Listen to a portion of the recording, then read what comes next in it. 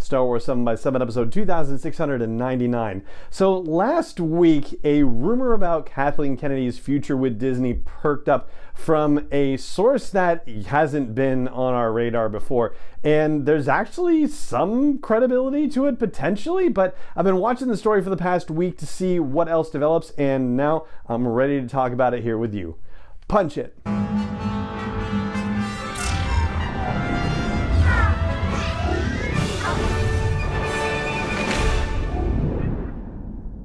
Hey Rebel Rouser, I'm Alan Voivod and this is Star Wars 7x7, your daily dose of Star Wars joy, and thank you so much for joining me for it. So there are two sides to this rumor reporting, one of which is the news-related reporting and one of which is the op-ed side of things.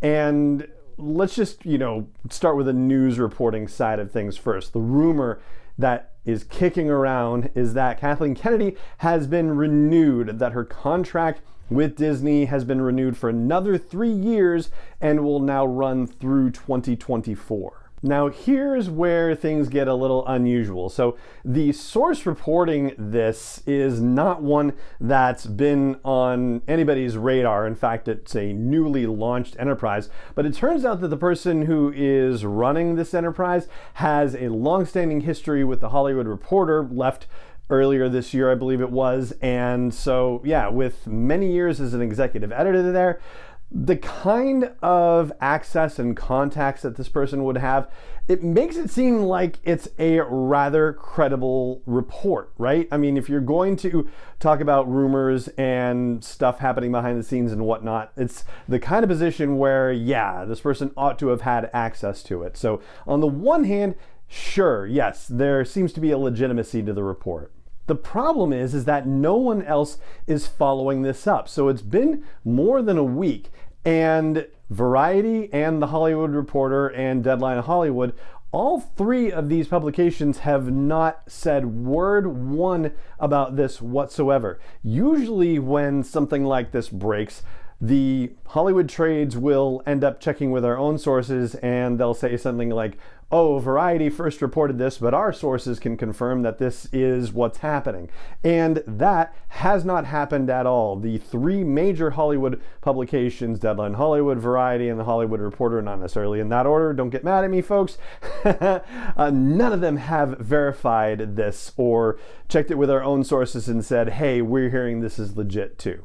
So that's the factual side of things. That's the news reporting side. Whether it's actually true or not, don't necessarily know, but it is intended to be a report of something that would be factual and newsworthy. On the other side of the house is the opinion section. So this report of Kathleen Kennedy getting renewed behind the scenes was accompanied by an op-ed which suggested that the Star Wars franchise needs to be taken away from her. So in hearing that, I just got to thinking, it's been a long time since we've done a Jedi business episode of the show, and if you have not encountered those or you've forgotten what the deal is with it, well, when the movies came out, the 5 movies in the Disney Star Wars realm, every Monday after a weekend where it was still in theaters, I was checking in on how it was performing relative to, other things in the box office, relative to each other, and that sort of thing. And so I thought, you know what? Maybe it's time to kind of look at some numbers for Kathleen Kennedy.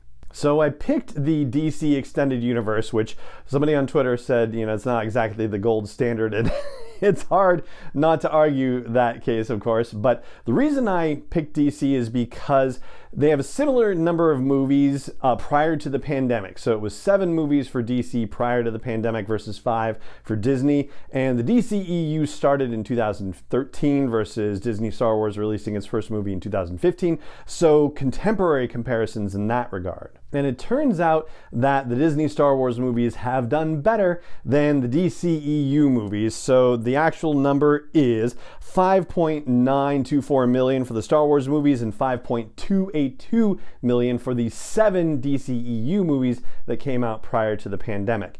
And if you were to add the other 3 DCEU movies that were released after the pandemic, which would be Birds of Prey and Wonder Woman 1984 and The Suicide Squad, the number's still lower, right? So it's 5.818 million. So it's still lower than what Disney Star Wars what Kathleen Kennedy did with just 5 movies. Now, you could argue that it might be fair to compare Kathleen Kennedy to her fellow studio head inside the Disney portfolio, Kevin Feige, who's the head of Marvel Studios, but it's kind of difficult to decide how you want to compare the two and do it in a way that feels fair to all involved. So first of all, keep this number in your head, $5.9 billion.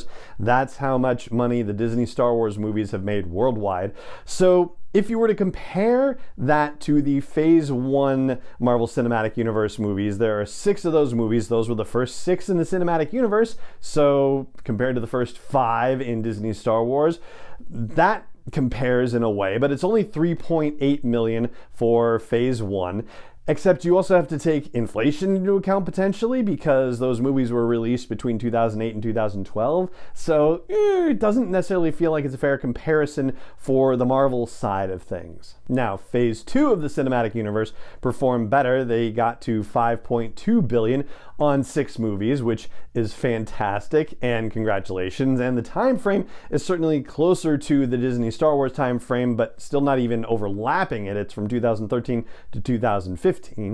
And even though it's less than Disney Star Wars on more movies, it also had 6 movies behind it to help boost it up higher too. So I don't know. That seems like potentially a clear win for Disney Star Wars, but still doesn't quite feel right. Phase 3 of the Marvel Cinematic Universe takes place within the same time frame, so 2016 to 2019. It's 11 movies compared to the Disney Star Wars 5, and they racked up $13.5 billion worldwide. And I think we've all been walking around in our heads with the idea that the Marvel Cinematic Universe project is wildly successful, and certainly the results of Phase 3 seem to indicate that. So again, $5.9 billion for Star Wars across 5 movies, and that sounds outrageously successful, of course, and way above what Disney Star Wars did, but 11 movies versus 5 movies. So I took the average, and the Phase 3 Cinematic Universe movies averaged $1.23 billion per movie. The Disney Star Wars movies averaged $1.18 billion per movie. And you got to keep in mind that the Cinematic Universe Phase 3 built on the success of 12 movies that were released from 2008 to 2016, whereas the Star Wars movies were built upon the success of just 6 previous movies, the previous one of which came out a decade earlier. So it still kind of feels like an apples to oranges comparison, but man, $1.23 billion for Phase 3 per movie to $1.18 billion per movie for Disney Star Wars. I think Kathleen Kennedy's doing a pretty good job when you look at the numbers like that. So yeah, it struck me as odd that you would have almost within the same breath, like within the same day from the same source, the rumor report of the contract extension and the op-ed saying that it should be taken away from her. So yeah, like which is oh goodness, yeah, it was a little odd. But anyway, as far as just my own sort of back of the napkin Jedi business analysis of things, it really does seem like Kathleen Kennedy is doing a fine job in terms of the money that they're bringing in for Disney through Lucasfilm and her stewardship of the Star Wars franchise. So yeah, more power to you, Kathleen Kennedy. Keep on keeping on. And that is the first of the episodes this week where we're going to be looking at rumor mill stuff that we haven't been talking about over the last couple of weeks. And that's going to do it for this episode of the show. It just remains for me to say thank you so much for joining me for it as always, and may the Force be with you wherever in the world you may be. 7x7 is not endorsed or sponsored yet by Lucasfilm Limited, Disney, or 20th Century Fox, and is intended for entertainment and information purposes only. Star Wars, the Star Wars logo, all names and pictures of Star Wars characters, vehicles, and any other Star Wars-related items are registered trademarks and/or copyrights of Lucasfilm Limited, or their respective trademark and copyright holders. May the Force be with them. All original content is copyright 2021 by Star Wars 7x7. We hope you love it.